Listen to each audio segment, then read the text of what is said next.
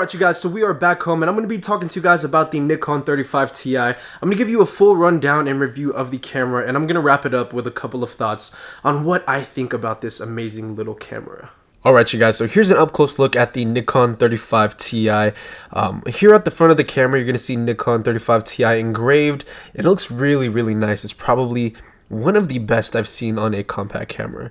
You also have the flash here on the far right side. You have what feels to be like a leatherette or vulcanite, whatever you want to call it. And then you have two little buttons on the front. One of them is a flash button to activate flash, and then one of them is a cancel flash button. I will talk a little bit about those more because they are a little fiddly. Now this camera has a front opening lens element, which means if you power it on, the lens is going to come out of a little slit and it's going to reveal itself. Now here is the lens. It's a Nikon 35mm 2.8 lens.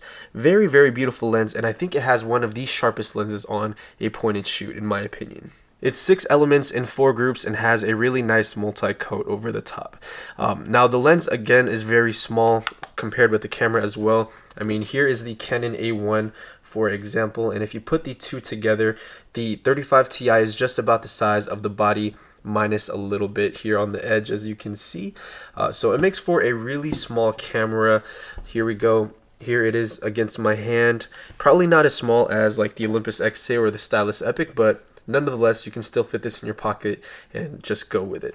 Now, this camera on the top here has a bunch of different features and cool little analog dial systems that we'll get into. Now, what I feel makes the Nikon 35ti one of the most sought after 35mm compact premium point and shoot cameras is the fact that it has Nikon's matrix metering, which is really good for people who shoot a lot of slide film and want to get very precise metering. For example, if you shoot Velvia or if you shoot Provia, or if you load this up with some Ektachrome 100, you're going to get some really nice pop-in images with spot on metering, and that's honestly probably why this camera is worth so much. On the top here, you will have the analog display system. You have the 3 different shooting modes, which include first off, then you have program, aperture priority, and T. Now T stands for bulb mode in my opinion, or timer, whatever you want to call it. And then on the right side here, you have a little dial. Now this dial will control every single function on the camera, which we'll get into later. Nice little dial, feels very well built, and feels like a very solid click to it. On the left side, you have 3 buttons. You have AF, which is for you to adjust your autofocus or focus. On the left side, you have a self timer as well as a little light bulb, which literally will light up the system here, just so that if it's ever dark out, you can kind of see, the analog display system, which kind of doesn't really work. And then you have the exposure compensation plus or minus 2. And then on the left side here, you have a little window. Now this window is important because I'm going to show you guys a quick little video of what the inside of the viewfinder looks like. This camera has what we call frame lines, almost like a rangefinder. Now in order to illuminate those frame lines, we need to get light, and this is where this window comes into play. This is where the light comes in to illuminate those frame lines. Now the only problem is it's on the top of the camera. And that's perfectly fine, as long as you're not wearing a hat, a beanie, or anything that's going to protrude over your head that blocks this. Because once this is blocked, you're not going to have any light to show you your frame lines, which is one of the gripes that a lot of 35ti users have.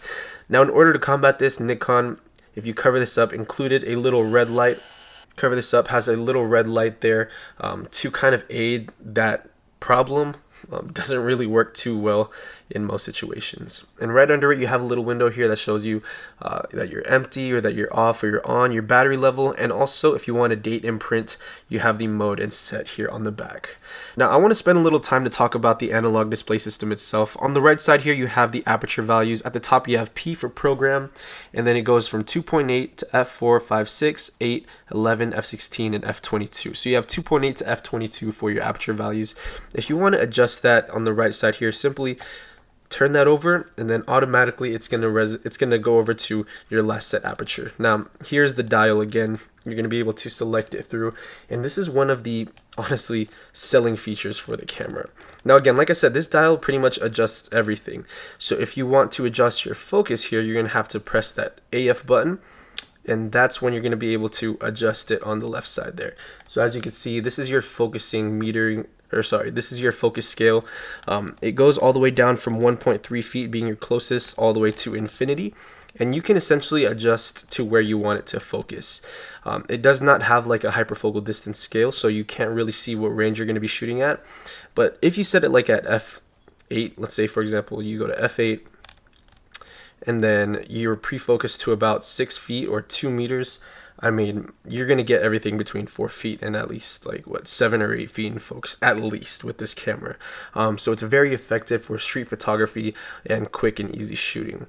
One thing to keep note about that focus feature is that in order for you to be able to focus right there, you can't just press the shutter button and take the photo, which I mean you can. But if you want to pre-focus to it before you actually take the photo, you half press. And when you half press, you can still walk around and hold the camera to that focus. So right now the camera is pre-focused at 6.6 feet. So that when I see the scene and I want to take a photo, I can instantly just snap that photo. All right.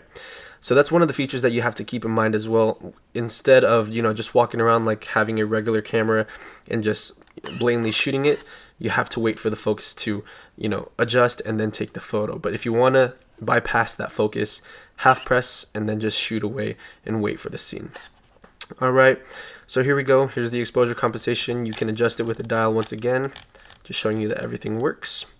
All right, and then in program mode, of course, program will do everything for you.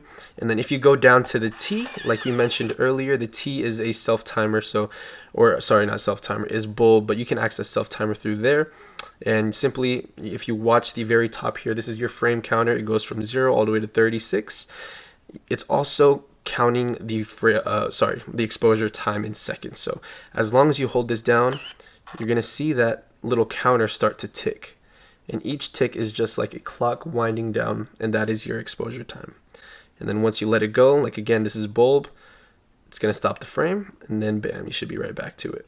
Now, on the back of the camera here, you have the panorama mode, which is a stupid little masking thing, which we'll get into in a second. Here's the viewfinder. It's placed on the left side of the camera, very similar to a rangefinder camera. So like, for example, this camera here, the Voigtlander Besta R2A, it's the left side as well as this. So if you have, you know, glasses or if you have any nose issues, your nose is going to be resting here on the side of the camera, which I really enjoy. Nothing really too special here on the back. You do have that nice leatherette or vulcanite feeling material here, which gives a really nice grip to the camera. The camera's also pretty thick, so it fits nice in your hand. I mean, it's not a thin or cheaply feeling camera at all. But I do want to point out this little thing here. Now, this is the lever that you use to open the back up. In order to open the back up, you're going to lift this little lever up. And Mike Padua did a review on this camera, my good friend Mike.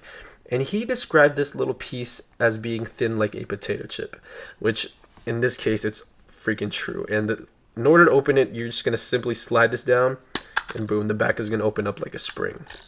And here is the back side to the camera, very standard to what you'll see in most point and shoots.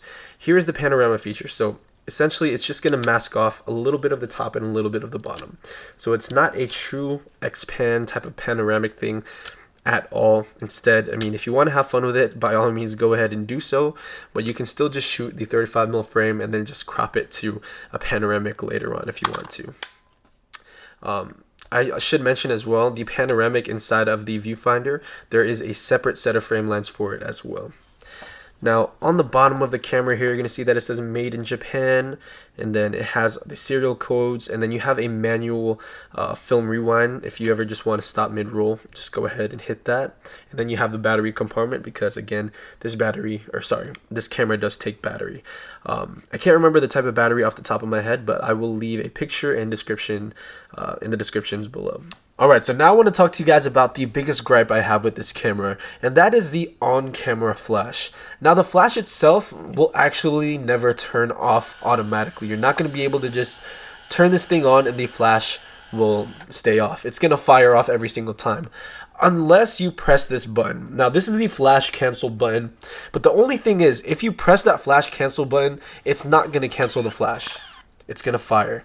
In order for you to cancel that flash off, you have to hold this down and then shoot the picture. And that will adjust your aperture and all the settings, you know, in order to compensate without the flash. So this camera automatically has flash on every single time you shoot it. And in order to turn that flash off, like I said, You have to hold this flash off button, hold it down, and then take your shot. That's the only time, because once you let go of it, again, the flash is going to fire off. So that's probably one of the biggest gripes about this camera. I mean, if you're used to shooting like a two-handed camera like an SLR or rangefinder, holding that button down and taking a photo isn't going to be too much of an issue. But if you're on the fly and you don't want that flash to go off, especially if you're doing something like street photography, you turn the camera on and you want to take that photo and then bam, flash goes off.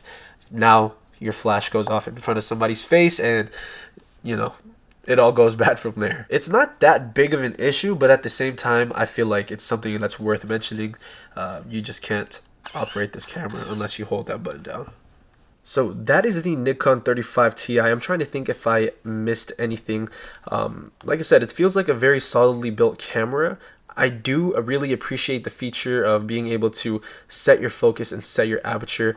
It definitely gives you more control than I feel like any other film point and shoot camera at this point, other than like the XA. But yeah, I think that's what makes the 35ti special, the way you're able to adjust the features and customize it. Alright you guys, thank you for watching today's video. If you enjoyed it, drop a comment down below and drop a like as well. 50K is coming up and we're going to be doing a massive giveaway both on Instagram and here on YouTube. So please stay tuned for that. As always, you guys, I appreciate you guys tuning in till the end of the video. And as always, Minolta gang.